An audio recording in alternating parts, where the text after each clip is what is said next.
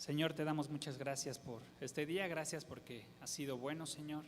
Nos has permitido poder reunirnos un domingo más para escuchar tu palabra, Señor. Te rogamos que podamos estar atentos a lo que tú quieras hablarnos el día de hoy, Señor, y sobre todo que podamos poner por obra lo que tú nos mandes, lo que tú pongas en nuestro corazón, Señor.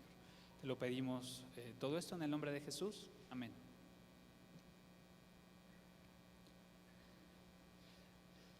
La semana pasada empezamos el capítulo 7 y veíamos o platicábamos cómo en esa primera parte del capítulo íbamos a ver en acción, ¿no? o en obra este amor que habíamos venido platicando en el capítulo 6, de cómo debería ser el amor en el reino de Dios. Y vimos cómo Jesús tiene compasión y da esperanza, ¿no? en dos casos. En uno, al centurión, cuyo siervo estaba muy enfermo y él estaba muy preocupado porque estaba a punto de morir. Y por otro lado vimos cómo le dio también esperanza a una mamá cuyo único hijo había muerto, ¿no? Y que aparte era viuda. Y el día de hoy veremos cómo, hablando de esa misma esperanza, ¿no? Cómo Jesús va a dar esperanza a un profeta que está desanimado, ¿no?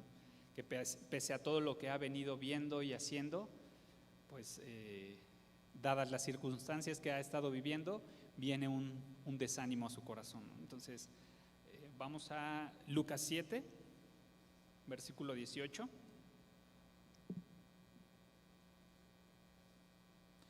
Vamos a leer 18 y 19. Dice: los discípulos de Juan le dieron las nuevas de todas estas cosas, y llamó Juan a dos de sus discípulos y los envió a Jesús para preguntarle: ¿eres tú el que había de venir o esperaremos a otro? Y de inicio, pues podría parecer como extraño que leamos que Juan está haciendo esta pregunta, ¿no? Porque hemos leído y sabemos lo que ha pasado con Juan, ¿no? De cómo él estaba seguro que Jesús era el Mesías, que dijo: he aquí el Cordero de Dios, ¿no? Y lo señaló, ¿no? Mientras caminaba Jesús, lo señaló diciendo estas palabras. Entonces, nada más como para tener un poquito de contexto y entender, acompáñame a Lucas 3, 19. Lucas 3, 19.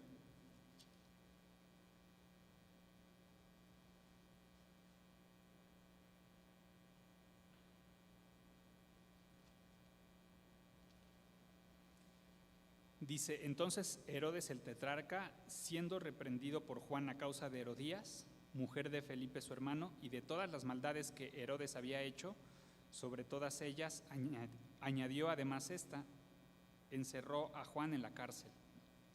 Regresemos al capítulo 7. Entonces Juan está encarcelado por Herodes, ¿no? Y lo único que hizo Juan es haberle dicho sus verdades a Herodes, ¿no? Oye, no está bien que le hayas quitado la esposa a tu hermano Felipe. Y a pesar de que Herodes tenía cierta estima e incluso admiración, que sabía que había algo especial en Juan, pues no dudó y lo encerró. Entonces, en este momento, Juan está encarcelado y al final era un hombre que vivía en el desierto, Juan, ¿no? Entonces, acostumbrado a estar fuera, no a estar encerrado ni aislado. Y de pronto, pues, tiene esta duda, ¿no? Y honestamente llama a dos de sus discípulos, o aprovecha, están ahí dos de sus discípulos, y manda a hacer esta pregunta al Señor Jesús, ¿no? Pero simplemente para recordar o enfatizar que por un lado Juan en realidad estaba convencido de que Jesús era el Mesías. Acompáñame al capítulo 1 de Juan 1, 29.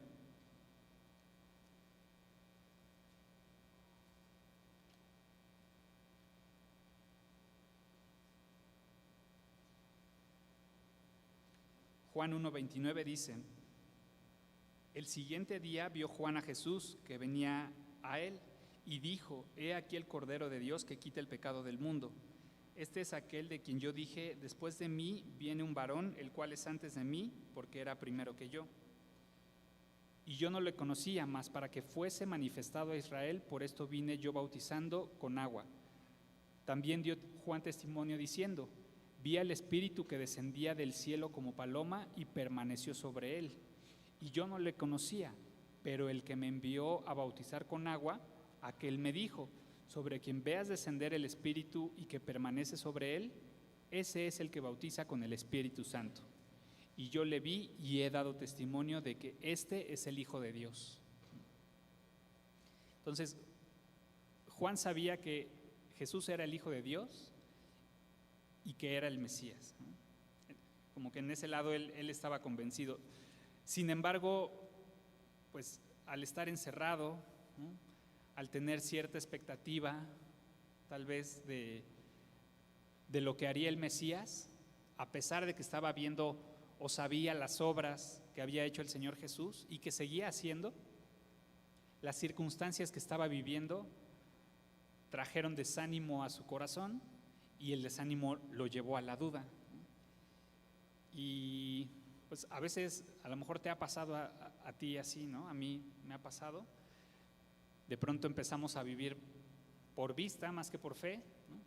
Y ponemos nuestros ojos solamente en lo que estamos viviendo, ¿no? Situaciones difíciles, del tipo que sea, ¿no? Salud, temas con la familia, en tu matrimonio, con tus papás, en el trabajo. Y a veces parece que va de mal en peor, ¿no? Luego dicen, híjole, me está lloviendo sobre mojado, ¿no?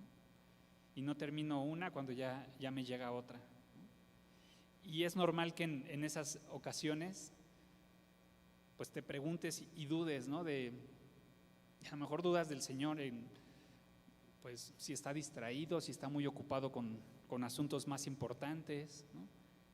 Si se ha olvidado de ti, ¿no? Y en este sentido Juan, algo no le hacía sentido, ¿no? Por todo lo que estaba viviendo, algo lo llevó a ese desánimo y lo llevó a hacer esta pregunta. Pero lo importante o lo bueno fue, uno, que tuvo esa honestidad, porque hubiera podido quedarse con la duda en su corazón, ¿no? Y a lo mejor le hubiera dado vueltas y eso tal vez hubiera sembrado alguna raíz de amargura, ¿no? Simplemente haber dudado, desanimado y a lo mejor después haberse enojado y que no lo hubiera preguntado como tal, ¿no? Porque tenía al Señor Jesús, él estaba encerrado, pero digamos de manera contemporánea el Señor Jesús estaba ahí. Afortunadamente Juan hizo la pregunta o la duda que él tenía, la expresó a la persona correcta, ¿no? Y es importante que cuando vengan esas dudas a nuestra mente, a nuestro corazón, dudas acerca de nuestra fe, de lo que el Señor está haciendo con nosotros, ¿no? o en nuestra vida, es importante que vayamos directamente a preguntarle a Él, ¿no? Que a veces pues te puedes desahogar con amigos, con hermanos, ¿no? Pero el único que va a poder traer respuestas, las respuestas que tu corazón necesita, el único que va a poder traer convicción de lo que estés dudando o que estés tambaleándote en algo, va a ser el Señor Jesús, ¿no? ¿Y cómo? Va a ser a través de su palabra, ¿no? Entonces es bueno venir a su palabra cuando estamos pasando este tipo de situaciones y preguntarle, ¿no? ¿Y a qué nos va a llevar leer su palabra? A recordar quién es Él, qué ha hecho con nosotros, qué ha hecho en nuestra vida, ¿no? Porque es fácil que lo olvidemos en los tiempos difíciles, y qué ha prometido seguir haciendo, para que de esa manera pues podamos tener la paz que estamos buscando, pero sobre todo tener esa convicción de que Dios ni se ha olvidado de nosotros, sigue en control de la situación y sobre todo que nunca tiene un despropósito para todo lo que vivimos, que a lo mejor no lo alcanzamos a ver en el momento, pero nunca hay un despropósito en lo que Dios permite que vivamos. Ahora, nada más como paréntesis, Juan tuvo esta duda, manda a hacer esta pregunta al Señor Jesús y ojo, las circunstancias de Juan no iban a mejorar, ¿no? Porque sabemos que después esta escena donde la hija de Herodías hace un baile en la celebración donde está Herodes, le agrada tanto a Herodes que le dice, pídeme lo que quieras, ¿qué quieres? Hasta la mitad de mi reino te daré. la hija consulta con su mamá y Herodías le dice, pide la cabeza de Juan, ¿no? Aunque Herodes se entristece cuando le piden esto, accede y pues decapita a Juan, ¿no? Entonces, no iban a mejorar las circunstancias de Juan. Él iba a seguir encerrado y después lo iban a matar.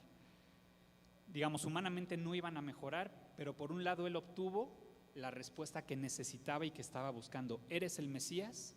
Y veremos cómo Jesús le responde, sí, sí soy el Mesías, ¿no? No estamos esperando a nadie más. Pero por otro lado, si lo ves desde una perspectiva eterna, pues también podríamos decir que sí mejoraron las circunstancias de Juan. ¿Por qué? Porque si bien murió, pues lo siguiente es que estuvo en la presencia de Dios, ¿no? Entonces, vamos a continuar leyendo. Dice el versículo 20. Y vamos a ver en esta parte del 20 al 23 la respuesta del Señor Jesús, ¿no? Dice versículo 20, cuando pues los hombres vinieron a él, dijeron, Juan el Bautista nos ha enviado a ti para preguntarte, ¿eres tú el que había de venir o esperaremos a otro? En esa misma hora sanó a muchos de enfermedades y plagas y de espíritus malos, y a muchos ciegos les dio vista. Y respondiendo Jesús les dijo, id y hacer saber a Juan lo que habéis visto y oído. Los ciegos ven, los cojos andan, los leprosos son limpiados, los sordos oyen, los muertos son resucitados, y a los pobres es anunciado el Evangelio. Y bienaventurado es aquel que no halle tropiezo en mí. Entonces, llegan estos discípulos con el Señor Jesús y le dicen, oye, Juan nos mandó a hacerte esta pregunta, ¿eres tú al que esperamos o debemos esperar a alguien más, ¿no? Y es bonito ver cómo la respuesta del Señor Jesús en ningún momento no se saca de onda, no se enoja, no voltea los ojos, ¿no? O sea, no hay una evidencia de, ay, no puede ser que Juan esté dudando después de lo que ha visto, de las pruebas y la evidencia que le he dado. Sino lo primero que pasa, aquí leemos en el 21, dice, en esa misma hora sanó a muchos. Antes de darles una respuesta verbal a los discípulos, dice que sanó a muchos de enfermedades. En otras versiones dice, en ese preciso momento, Jesús, y ya viene toda esta lista, ¿no? De sanó enfermos, plagas, limpió leprosos, dio vida a muertos y dice ahí el versículo 22, y a los pobres les anunció el Evangelio, ¿no? A los pobres de espíritu, no habla de una pobreza económica. Entonces lo primero que hace el Señor Jesús es dar la evidencia y permitir que estos discípulos de Juan puedan presenciar, no sé si ya lo habían presenciado o no, o habían escuchado, pero al menos en ese momento les responde con actos, con evidencia, ¿no? Y empieza a hacer todas estas obras, todos estos milagros, y ya que lo hace, dice, vayan y todo lo que han visto y oído, anúncienlo a Juan, ¿no? Entonces, pero sobre todo porque cada uno de esos puntos, dar vista a los ciegos, que los cojos caminen, que los sordos escuchen, todo eso cumplía cosas que se habían anunciado en Isaías y que hablaban específicamente del Mesías. Nada más para que lo podamos leer y tener un poco más claro, acompáñame a Isaías 35, versículo 5. Isaías 35, versículo 5.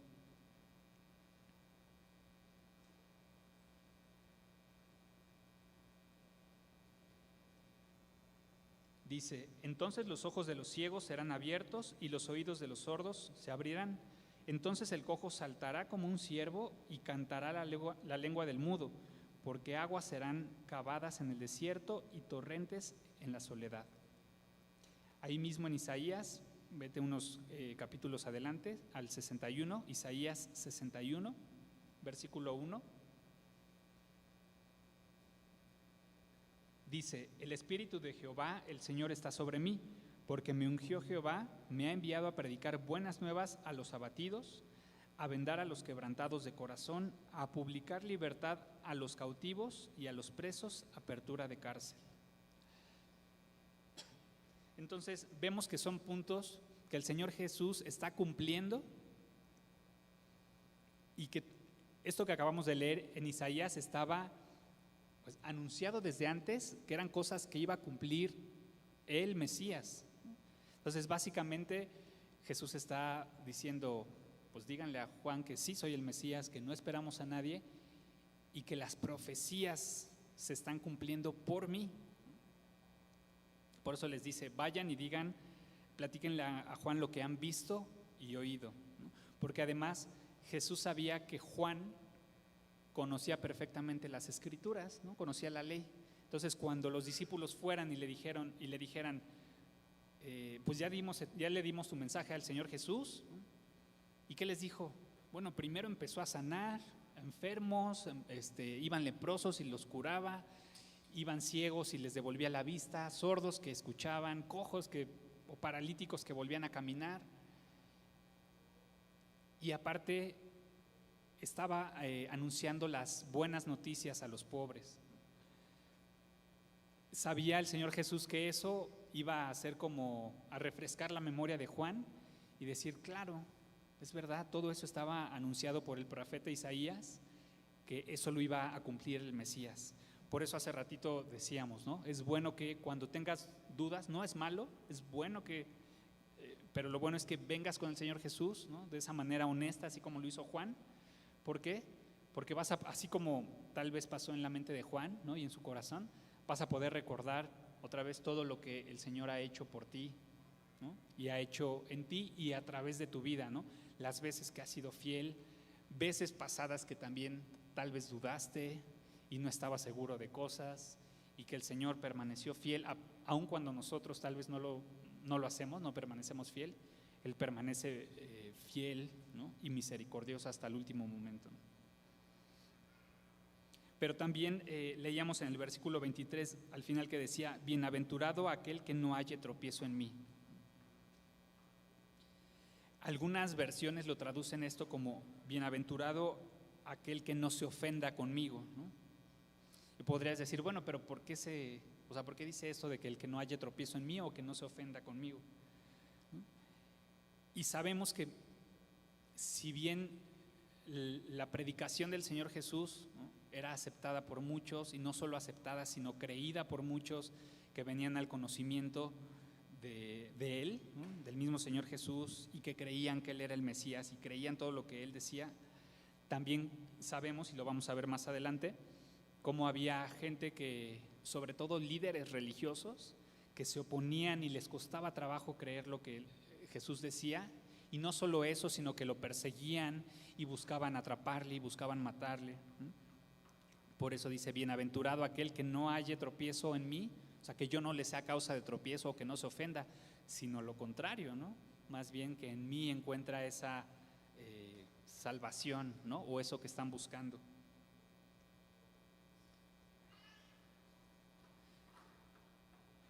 Luego dice, sigamos leyendo, dice el versículo 24 de Lucas 7. Cuando se fueron los mensajeros de Juan, comenzó a decir de Juan a la gente, ¿qué salisteis a ver al desierto? ¿Una caña sacudida por el viento? ¿Más qué salisteis a ver? ¿A un hombre cubierto de vestiduras delicadas? He aquí los que tienen vestiduras preciosas y viven en deleites, en los palacios de los reyes están. ¿Mas qué salisteis a ver?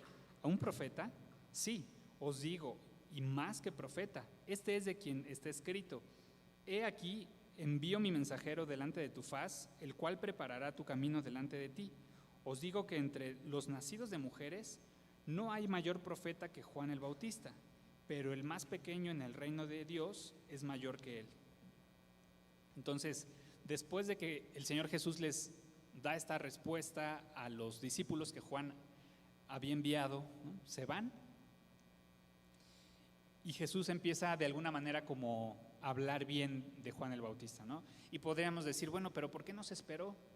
O sea, ¿por qué no esperó? Y todavía estando los discípulos que iban a dar el mensaje a Juan, ¿por qué no habló bien de él mientras ellos estaban, para que incluso yendo los discípulos con Juan dijeran, bueno, mira, pues nos dijo que sí es el Mesías, que no esperamos a nadie, hizo todos estos señales y sanó y estos milagros, pero aparte después empezó a decir que tú eres esto y eso y habló muy bien de ti, ¿no? Lo pudo haber hecho.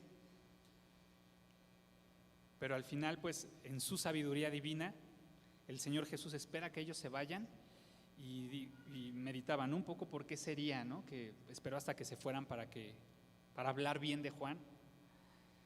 Porque a lo mejor eso lo hubiera llevado a Juan a enfocarse en él, ¿no? Sí, ¿no? Que yo el profeta que soy el único profeta que ha sido anunciado, ¿no? O sea, que se anunció desde antes de mí. Ahorita vamos a ver en Malaquías 1, ¿no? Pero más bien lo que necesitaba Juan no era como enfocarse en él, porque ya estaba enfocado en él. Platicábamos hace unos minutos, ¿no? O sea, más bien estaba enfocado en él, en lo que estaba viviendo, un poco estaba caminando por vista y no por fe. Entonces, lo menos que necesitaba era eso, sino recordar quién es Jesús, recordar que sí era el Mesías y todo lo que estaba haciendo. Pero Jesús le empieza a decir esto a la gente acerca de Juan, ¿no? Y primero empieza con una serie de preguntas, diciendo, a ver, ¿qué salieron a ver? Hablando de Juan el Bautista, dice, ¿qué salieron a ver al desierto? ¿Una caña sacudida por el viento? El río Jordán, que es donde bautizaba normalmente Juan, en toda esa zona había muchas cañas, ¿no? Y es una zona de mucho viento. Entonces les dice, a ver, ¿a qué bajaron o a qué fueron al río Jordán? ¿Simplemente a ver cómo las cañas son agitadas por el viento? Pues no. Además, dicen, yo no conozco, pero dicen que toda esa zona no es una zona bonita, ¿no? No es como si dijeras, pues no sé, pienso en México, voy a ir a Chapultepec, que está muy bonito, pues voy a andar, y ya paseando por ahí me encontré con un predicador, ¿no? O sea, no, era una zona pues no agradable, no bonita, ¿no? El agua a lo mejor no la más limpia. Entonces es como de, a ver, ¿salieron a ver cómo son sacudidas las cañas? Pues es como una pregunta retórica, pues no. O salieron a ver a un hombre cubierto de vestiduras delicadas, en otras versiones dice a un hombre bien vestido o con vestiduras finas. Pues no, por eso el Señor Jesús les dice, la gente que se viste finamente está en los palacios, ¿no? En los atrios del rey, no se encuentra en el desierto. Juan era alguien que vivía en el desierto. Dice, no salieron a ver a una celebridad, ¿o sí? Pues no. Más bien, ¿qué salieron a ver? ¿A un profeta? Sí, exacto, es un profeta. Y entonces les dice el Señor Jesús, pero más que un profeta, no es cualquier profeta. Y es cuando cita Malaquías 3:1, acompáñame a Malaquías 3:1.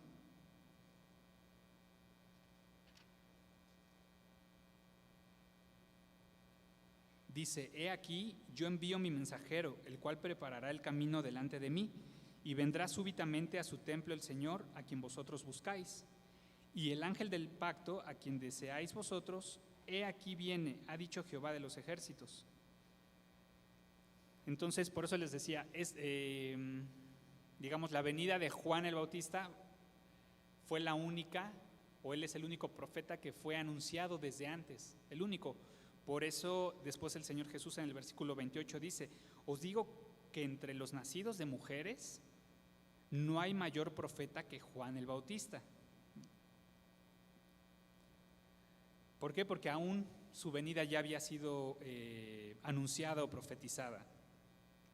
Dice, pero, y hace una comparación importante aquí, dice, pero el más pequeño en el reino de Dios es mayor que él, que Juan. Y no es que esté haciendo de manera particular una comparación entre Juan como tal y los demás, ¿no? Sino de alguna manera es una comparación entre el viejo pacto y el nuevo pacto, ¿no? ¿Por qué? Lo que está diciendo es el mayor, ¿no? Así la persona más cumplida o que tenía un rango más alto bajo la ley, ¿no? Así que digas, este era el más grande bajo la ley, es mucho menor que el más pequeño de los creyentes ya bajo el nuevo pacto. Porque Juan todavía, digamos, no fue renacido bajo el nuevo pacto. Él muere antes de que el Señor Jesús vaya a la cruz, ¿no? Muera y resucite. O sea, la vida de Juan sucede, la vida y muerte de Juan sucede antes de esto. Entonces, digamos, él todavía estuvo bajo este viejo pacto en ese sentido. Decía Spurgeon, hablando de esto, decía Spurgeon, como podemos decir, como regla, que el día más oscuro es más claro que la noche más brillante. Entonces Juan, aunque primero de su propio orden, está detrás del último del nuevo orden del Evangelio. El menor de ellos en el Evangelio se encuentra en terreno más alto que el mayor bajo la ley, ¿no? Decía Spurgeon eso acerca de esta parte.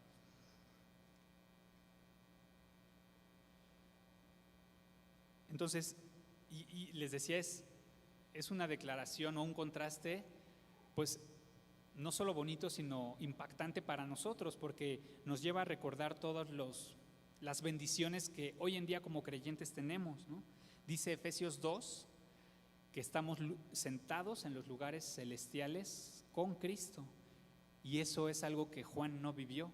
O sea, Juan a lo mejor en algún momento caminó y estuvo frente a frente con el Señor Jesús, pero no alcanzó esta parte de estar sentado en los lugares celestiales, ¿no? Él fue antes de ese tiempo, pero tú y yo hoy en día podemos estar como hijos de Dios, estamos sentados en los lugares celestiales, dice Efesios 2. Entonces, otra vez, por un lado, nadie cumplió de mejor manera el propósito dado por Dios que Juan, ¿no? Antes del nuevo pacto, pero tú y yo tenemos una mejor herencia bajo el nuevo pacto como hijos de Dios.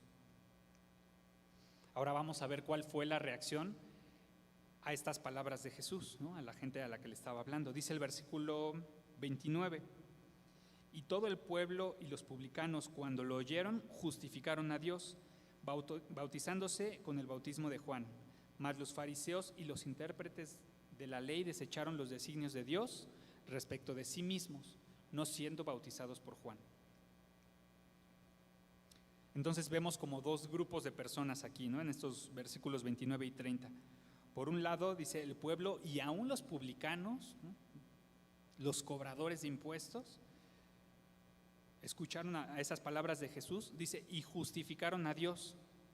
Otras versiones de la Biblia lo traducen como coincidieron en que ese era el camino correcto, ¿no? O estuvieron de acuerdo con las palabras del Señor Jesús. A eso se refiere con que justificaron a Dios.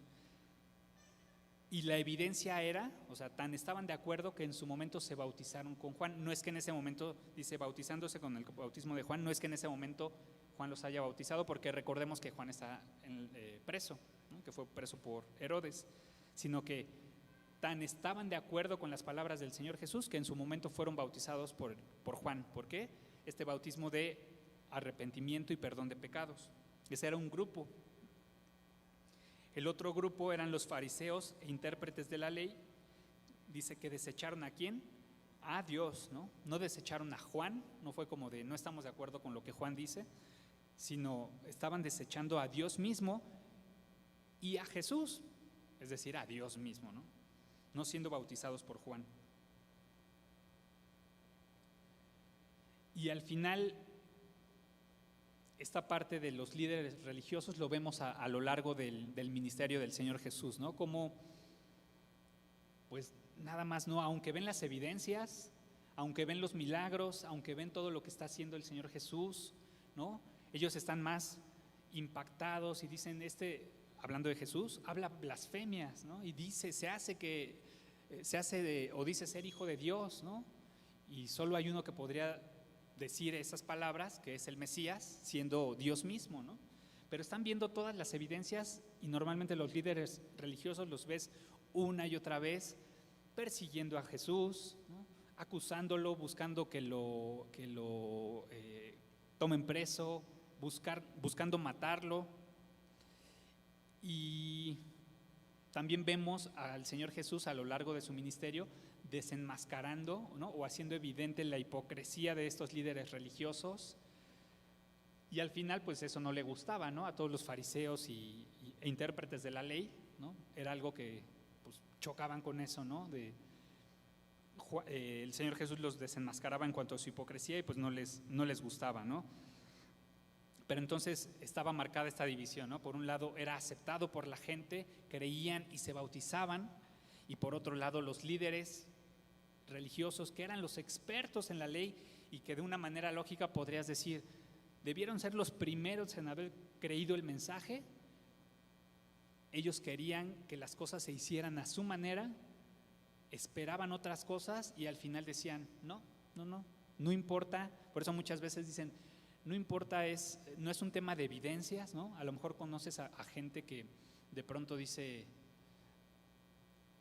pues tal vez te puedo comprar que la Biblia, o sea, es verdad todo lo que dice. Yo he escuchado gente que incluso dice, ¿no? Pues sí creo que Jesús haya sido el Hijo de Dios y yo puedo creer que la Biblia sea verdad todo lo que en ella dice, pero no estoy interesado, ¿no? Entonces muchas veces no es una cuestión de evidencia, sino un tema del corazón, y es lo que vemos con los líderes religiosos, ¿no? Como simplemente su corazón endurecido no los podía llevar a aceptar el mensaje de salvación que había traído el Señor Jesús. Nada más, regresándome un poquito, en esta lista que va haciendo de las cosas que hace el Señor Jesús, y sanó a enfermos, y limpió leprosos, y dio vista a ciegos, hizo que los sordos escucharan, pareciera que va como subiendo de nivel, ¿no? Porque luego dice, y dio vida a los muertos, y al final como en el top de la lista, es como de, y vino a anunciar las buenas nuevas a los pobres. Decíamos, ¿pobres de qué? De espíritu, ¿no? A los que tienen una ruina espiritual, como en algún momento tú y yo estábamos en una ruina espiritual, nos fueron anunciadas las buenas noticias, ¿no? Y pasamos de muerte a vida. Al final, la primera parte de toda esta lista es un tema, podríamos decir, físico a nivel terrenal, pero el anunciar las buenas noticias a los pobres de espíritu y que puedan ser aceptadas por las personas y creídas, ya estamos hablando de una eternidad, ¿no? Pasar de muerte a vida. Ahora vamos a seguir leyendo, dice el versículo 31. Y dijo el Señor, ¿a qué pues compararé los hombres de esta generación y a qué son semejantes? Semejantes son a los muchachos sentados en la plaza que dan voces unos a otros y dicen, os tocamos flauta y no bailasteis, os endechamos y no llorasteis, porque vino Juan el Bautista que ni comía pan ni bebía vino y decís, demonio tiene. Vino el Hijo del Hombre que come y bebe y decís, este es un hombre comilón y bebedor de vino, amigo de publicanos y de pecadores, mas la sabiduría es justificada por todos sus hijos. Entonces el Señor Jesús, después de esta reacción, les va a poner un ejemplo, ¿no? Y empieza diciendo, muchos estudiosos dicen que esta parte donde les pone este ejemplo de ¿a qué compararé a los hombres de esta generación? Y entonces pone, son semejantes a los muchachos sentados en la plaza que daban voces unos a otros. Algunos estudiosos dicen que estaba haciendo referencia a algún juego que jugaban los niños en esa época y que básicamente el día de hoy podríamos ejemplificar, ¿no? ¿Te acuerdas de esta parte del Chavo del Ocho cuando Kiko se enojaba y le quitaba la pelota al chavo y decía, no, es mi pelota y ya me voy, ¿no? Y si no jugamos con mis reglas, es mía, ¿no? Y me voy. Decían, un poco es eso, ¿no? ¿A qué comparamos a estos hombres? Son como niños. ¿En qué sentido? En que nada los satisface, no están conformes con nada, quieren que las cosas se hagan de acuerdo a lo que ellos tienen pensado, conforme a sus reglas, ¿no? Y si no, se enojan, ¿no? Si no jugamos con mis reglas, como es mi pelota, pues me la llevo y ya nadie juega, ¿no? Un poco es eso. Y les pone el ejemplo, por eso dice en el 33, vino Juan el Bautista, ¿no? Que podrías decir, bueno, era una persona a lo mejor un poquito excéntrica, ¿no? Vestía con pieles de camello y comía miel silvestre, ¿no? Pero en su vida llevaba una vida austera, ¿no? Y lo tacharon de que estaba loco y endemoniado, ¿no? Por otro lado, viene el Señor Jesús, que comía y bebía pan, a diferencia de Juan, que no lo hacía, Y del Señor Jesús dijeron, es un hombre comilón y bebedor de vino y amigo de publicanos y pecadores. Obviamente lo decían en un mal sentido, ¿no? Amigo de publicanos y pecadores, despectivamente, como diciendo, ¿cómo se junta con esa gente pecadora, ¿no? Entonces, a Juan le decías otra vez, loco y endemoniado. Viene Jesús y lo tildas de comelón y bebedor de vino, y pues ahí es uno que se junta con publicanos y come con pecadores, ¿no? Entonces, ¿quién te entiende? Nada te satisface, y al final otra vez decíamos, no es un tema del corazón. ¿Por qué? Porque cuando en nuestro corazón lo único que hay es críticas, pues lo que va a sacar nuestra boca es crítica y nada nos va a satisfacer, ¿no? Y lo podemos ver en todos sentidos, ¿no? En la iglesia, ¿no? De pronto, ay, es que híjole, es que el aire está muy fuerte, ¿no? Y cuando está descompuesto el aire, ay, hace mucho calor, deberían poner el aire, ¿por qué no lo han compuesto, no? Pero lo puedes ver en todas las áreas, ¿no? En tu trabajo, ¿y qué refleja? Simplemente está reflejando lo que hay en nuestro corazón. Otra vez, un corazón que está lleno de crítica va a redundar en crítica para todo y no vas a estar a gusto con nada, ¿no? Y así vemos a los líderes religiosos. Juan, crítica. El Señor Jesús, crítica. O sea, nada le satisfacía. No obstante que podrían estar diciendo la verdad, por ejemplo, del Señor Jesús, ¿no? Decían, ¿comía pan y bebía vino? Sí, ¿no? ¿Le gustaba comer al Señor Jesús? Pues sí, ¿no? ¿Y qué había de malo en ello, ¿no? Dicen por ahí, ¿no? Los cristianos no toman, pero ¿cómo comen, no? ¿Era amigo de publicanos y pecadores? Claro, pero no en el sentido despectivo o en el tenor que ellos lo querían manejar, sino a qué había venido el Señor. Lo platicábamos hace 8 días. No vino por los sanos, porque el sano no necesita médico, sino vino por los enfermos, ¿no? Y el Señor Jesús lo sabía. ¿Quién necesitaba? O sea, la gente que se reconocía, ¿no? Los pecadores. Yo necesito un Salvador. Ok, aquí está tu Salvador, ¿no? El Señor Jesús, aquí estoy, ya vine por ti, ¿no? Y al final dice ahí, mas la sabiduría es justificada por todos sus hijos, ¿no? Dicho de otra manera, es como el hombre sabio demuestra su sabiduría mediante sus acciones, ¿no? Obviamente estamos hablando de una sabiduría a la luz de la Biblia, no una sabiduría como la podría entender el mundo, sino cómo podrías decir que una persona es sabia, bíblicamente hablando. Pues mucho lo puedes ver a la luz de cómo está su vida. Si toma decisiones sabias, si consulta al Señor para cada uno de los pasos que da, para las decisiones que toma, si busca vivir una vida aún dentro de nuestra naturaleza pecadora, si busca vivir una vida recta y que le agrada al Señor, no que no peca, sino que aún cuando peca viene en arrepentimiento y busca al Señor Jesús, ¿no? Y otra vez regresa al camino. Dices, ok, puedes ver la sabiduría en un hombre, en una persona, a través de sus acciones, ¿no? Por eso cierra diciendo el Señor Jesús eso, ¿no? ¿Cómo vas a saber que son personas que han tomado decisiones sabias? Por ejemplo, hablando de estos dos grupos, los que habían aceptado y los líderes, que era el pueblo, digamos, y los líderes religiosos que no habían aceptado, sino habían rechazado el mensaje de salvación, ¿no? ¿Cómo lo podías ver? Pues a través de sus obras, a través de la vida que estaban viviendo, ¿no? Que era una decisión más sabia, ¿no? Criticar a Jesús y rechazarlo o tacharlo de comilón y de bebedor de vino, ¿no? O haber puesto realmente atención a lo que estaba diciendo, reconocer la naturaleza de pecado que hay en ti y decir, sí, yo necesito un Salvador. Y Él está dando evidencia de que efectivamente Él es el Mesías, ¿no? Pues claro, había más sabiduría en la gente, digámoslo así, iletrada, que en los sabios y expertos en la ley.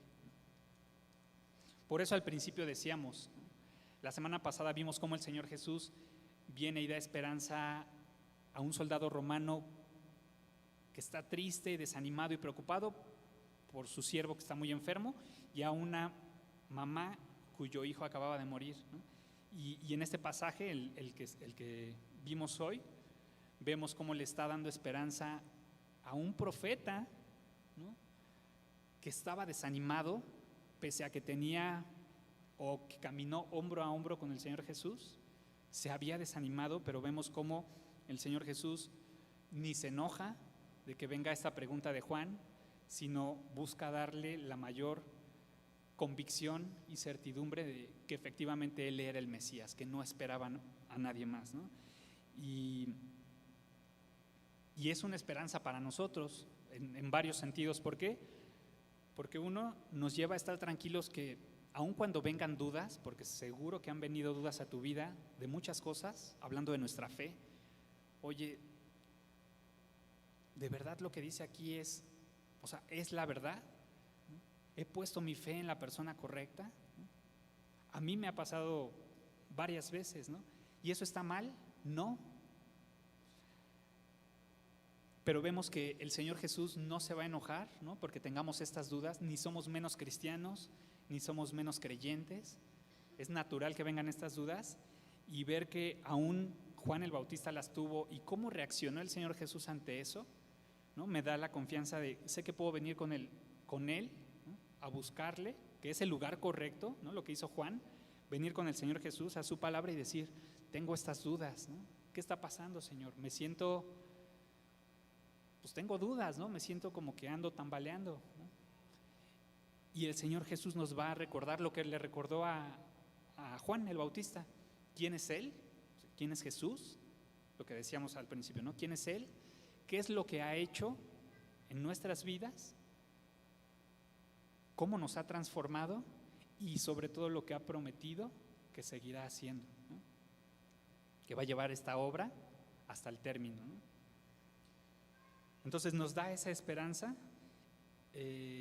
pero recordar que para que podamos tener esa certeza, que yo creo que al final cuando llegaron los dos discípulos, ¿no? Eso ya no nos lo cuenta el texto, pero yo creo que cuando llegaron los discípulos con Juan y le dijeron, pues mira, lo primero que nos contestó, más bien no nos contestó, sino empezó a sanar y a hacer esto y aquello,